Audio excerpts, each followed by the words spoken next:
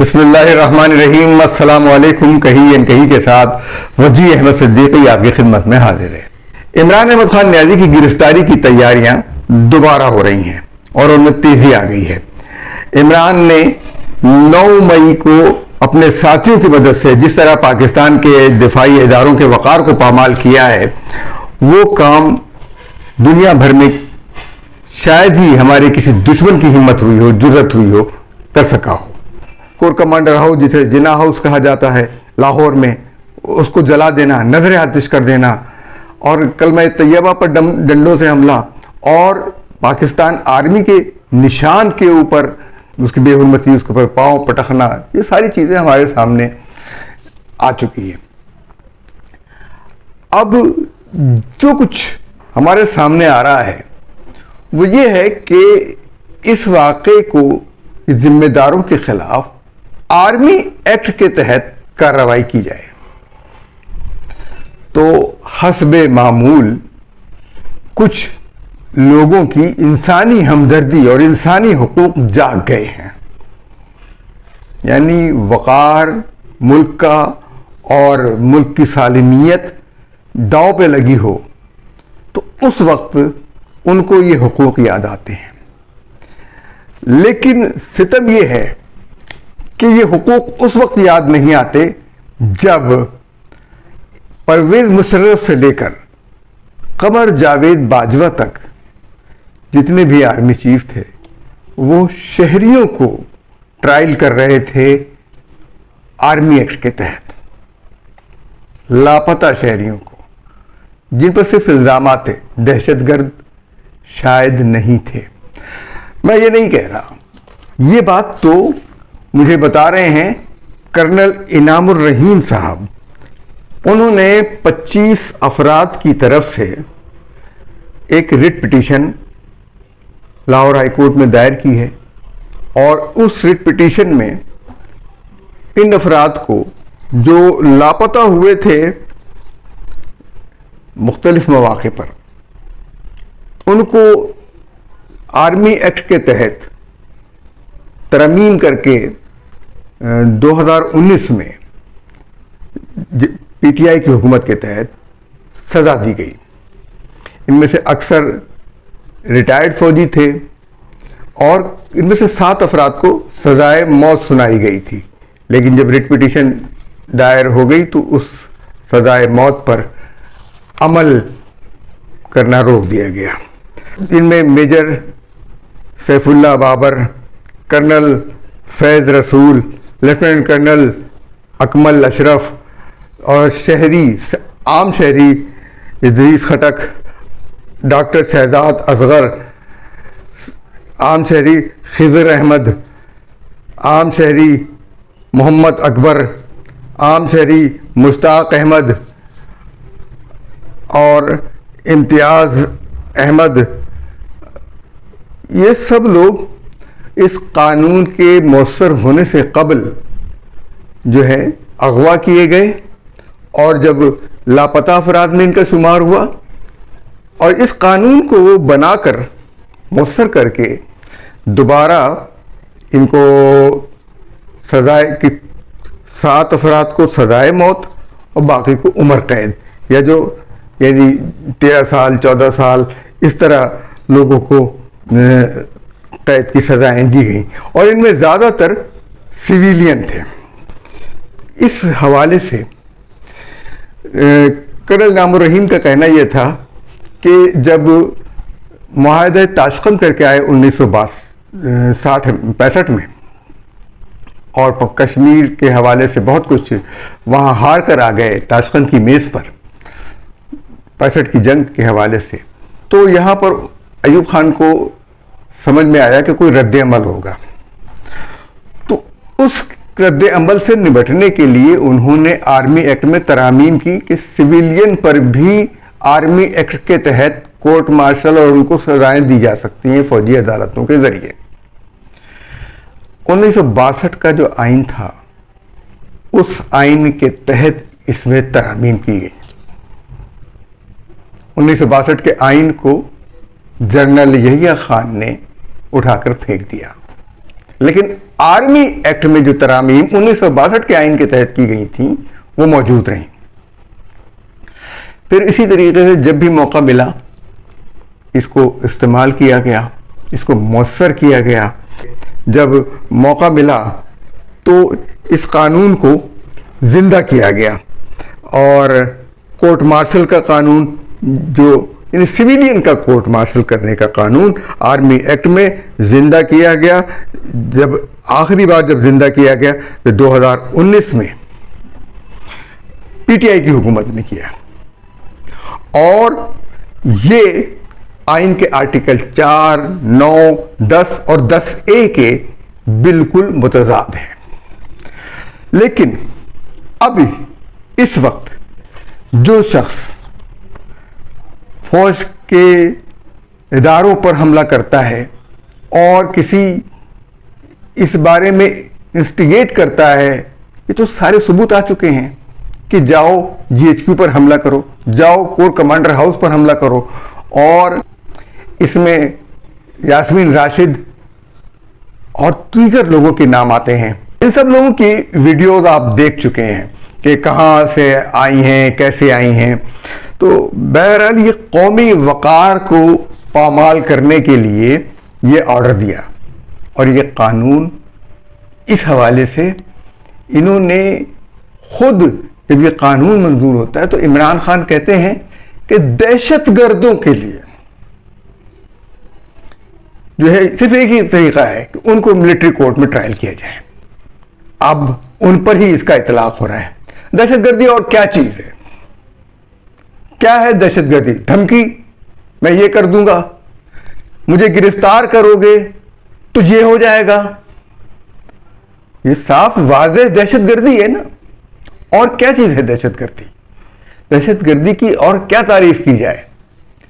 ये वाज़ेह करे कि मुझे अगर गिरफ्तार किया गया तो ये हो जाएगा और फला को जिंदा नहीं रहना चाहिए, उल्टे लटका देना चाहिए, फला चोर है। लोग जो बेगुनाह कहिए, लापता कहिए, जिनको ये हक नहीं दिया गया इनके गिरफ्तार करने के बाद कि इनके वरसा को ये पता हो कि ये कहाँ हैं, किसके पास हैं। किसी भी गिरफ्तार शख्स के हवाले से ये बात वाज़ेह होती है कि पुलिस ये बताती है कि हम फला आदमी को गिरफ्तार करके ले जा रहे हैं, इसको जेल में रखेंगे। और जेल में जब कैदी हो जाता है तो उसकी मुलाकात का उसे अपने अइज़्ज़ा के साथ हक हासिल होता है। लेकिन इनमें से बेशतर अफराद को अपने अइज़्ज़ा से मुलाकात का हक हासिल नहीं था, बल्कि उनको ये पता ही नहीं था कि ये गिरफ्तार हैं या इनके साथ कुछ और हुआ है। तो लापता अफराद, ये बुनियादी हुकूक जो थे उनको भी यहाँ पर पामाल किया गया। लेकिन अब अगर मिलिट्री कोर्ट में ट्रायल होगा तो ये पता होगा कि किन लोगों को गिरफ्तार किया गया है और किन लोगों पर ट्रायल हो रहा है। तो इमरान खान का तो ये बयान मैं आपके सामने ले आता हूं, चंद सेकंड का है, सुन लीजिए। दहशतगर्दी का हर केस मिलिट्री कोर्ट में जाना चाहिए। दहशतगर्दी का हर केस मिलिट्री कोर्ट में जाना चाहिए। एक मौके पर यह सवाल आया था कि ये जो कुछ शहरों में जो कुछ मामलात होते हैं, खासकर पंजाब के शहरों में, तो अदालतों ने पूछा था कि जब आप सवात में, बलूचिस्तान में और वजीरिस्तान में कार्रवाई करते हैं दहशतगर्दाना हमलों के खिलाफ, तो वहां पर आप ये ख्याल नहीं करते कि ये हमारे अपने मुल्क के शहरी हैं। लेकिन इस वक्त जब पीटीआई प्रोपेगेंडा कर रही है कि ये हमारे मुल्क के शहरियों पर गोली चलाने से इनकार किया है, तो अपने लोगों पर गोली चलाने से इनकार किया है, तो बात यह है कि इनकी दहशतगर्दी में और बलूचिस्तान के दहशतगर्दों में और वजीरिस्तान के दहशतगर्दों में क्या कोई फर्क है? क्या कोई इम्तियाज है? क्या कोई उनका डोमिसाइल देखकर उन पर गोली चलाई जाती है? दहशतगर्दी पंजाब में हो, सिंध में हो, बलूचिस्तान में हो, वजीरिस्तान में हो, दहशतगर्दी है। उसी तरह सजा मिलनी चाहिए। जो उनको उकसाए उसको भी, जो उनका मास्टर माइंड हो उसको भी सजा मिलनी चाहिए। तो इमरान अहमद खान न्याजी को सजा मिलनी चाहिए। और अजीब बात है कि इमरान अहमद खान न्याजी इस वक्त इस्लाम की बात कर रहे हैं। इमरान अहमद खान न्याजी की पारसाई की गवाही मौलाना तारिक जमील साहब देते हैं। और तारिक जमील साहब क्या चाहेंगे कि ये जिन लोगों ने दहशतगर्दी की वो उनकी इस्लाह करने के लिए उनको चिल्ले पर लेकर निकल जाए। ये इन्होंने भी और इमरान अहमद न्याजी ने भी और या मकबूल जान ने भी दीन को मजाक बना लिया है। बुशरा मानिका, बुशरा वट्टू और पिंकी पीरनी, इसने भी दीन को मसखरापन बना दिया है। ये जो पर्दे का और लिबास का और बुर्के का जो जिसने ड्रामा रचाया हुआ है, इसलिए कि कोई शख्स अगर दाढ़ी रखता है तो सुन्नत रसूल के तहत दाढ़ी रखने वाला सुन्नत रसूल की दीगर चीजों पर भी अमल करता है। दाढ़ी यहूदियों की भी होती है, दाढ़ी सिखों की भी होती है, और बुर्का यहूदियों में भी होता है, बुर्का पर्दा हिंदुओं में भी होता है। लेकिन उसके पीछे जो किरदार होता है उसके दीन का, उसके मजहब का, वो अलग होता है। जो किरदार दीन के तहत होगा तो उसका बुर्का भी, उसका पर्दा भी, उसकी दाढ़ी भी, उसका लिबास भी इस्लामी कहलाएगा। लेकिन इस बुनियाद पर लोग ये समझें कि दाढ़ी में इस्लाम है। नहीं, इस्लाम में दाढ़ी है। इस्लाम पर्दे में इस्लाम है। नहीं, इस्लाम में पर्दा है। तो ये चीजें जरूरी हैं कि ये कोई भी मुजरिम हो, जब हुजूर अकरम सल्लल्लाहु अलैहि वसल्लम खातून जन्नत हजरत फातिमा रजी अल्लाह ताला अन्हा के बारे में ये कह दें कि खुदा न खास्ता अगर मेरी बेटी फातिमा भी चोरी करे तो उसका भी हाथ काटा जाएगा। तो मुल्क की ये सबसे बड़ी चोर जिसने तोशा खाने में डाका डाला है, इसको सजा ना मिले कि ये पर्दा करती है, और ये अदालत में ना आए कि ये पर्दा करती है। इस मुल्क की कितनी ही गरीब औरतें हैं जो इन अदालतों में बुर्का पहनते हुए और अपनी गुर्बत के मारे ठोकरें खाती हैं। कितनी ही गरीब औरतें हैं जो जेलों में अपने बेगुनाह भाइयों, बहनों, शौहरों, बेटों से मिलने जाती हैं जिनको बेगुनाह कैद किया हुआ है। परसों से उनके जुर्म की मुद्दत खत्म हो गई, उनकी जमानत देने वाला कोई नहीं। कितने ही कैदी हैं, लेकिन किसी की तवज्जो इस तरफ नहीं जाती। इमरान खान गाली दें DGISPR को, गाली दें DGISI को, ISI के ओहदेदारों को, और उसके बाद ये तवक्को रखें कि उनको वेलकम किया जाए और उनको वेलकम करे अदालत और चीफ जस्टिस, और फिर उनके दबाव में आकर फैसला करे, इलेक्शन कमीशन का इख्तियार संभाल ले। हम तो ये कहेंगे कि जो कुछ इमरान अहमद खान न्याजी ने किया, अब उनको उसी कानून के तहत जिसको उन्होंने 2019 में जिंदा किया था, आर्मी एक्ट के तहत, उसी के तहत सजा दी जाए, जिसमें उनको कैद की सजा भी हो सकती है और मौत की सजा भी हो सकती है। ये जुर्म की संगीनी पर मुनहसिर है, इसलिए कि बहुत सारी अलामतें जलाई गई हैं। कर्नल शेर खान का अलामती मुजस्समे की कोई हुर्मत और वो नहीं होती, लेकिन वो एक अलामत थी। इसी तरीके से वो जहाज जिसको जलाया गया वो एक पाकिस्तान के दिफा की अलामत थी। वो निशान पाकिस्तान आर्मी का जो 2 तलवारों के साथ है, उसको की बेहुरमती की गई, वो एक अलामत थी।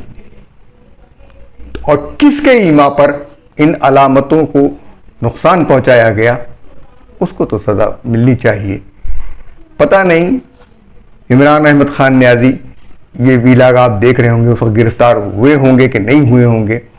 और जमान पार्क में बताया गया था कि 30 से 40 दहशतगर्द मौजूद हैं, जो वो दहशतगर्द जिनको टीटीपी ने इमरान अहमद खान न्याजी की हिफाजत के लिए भेजा था।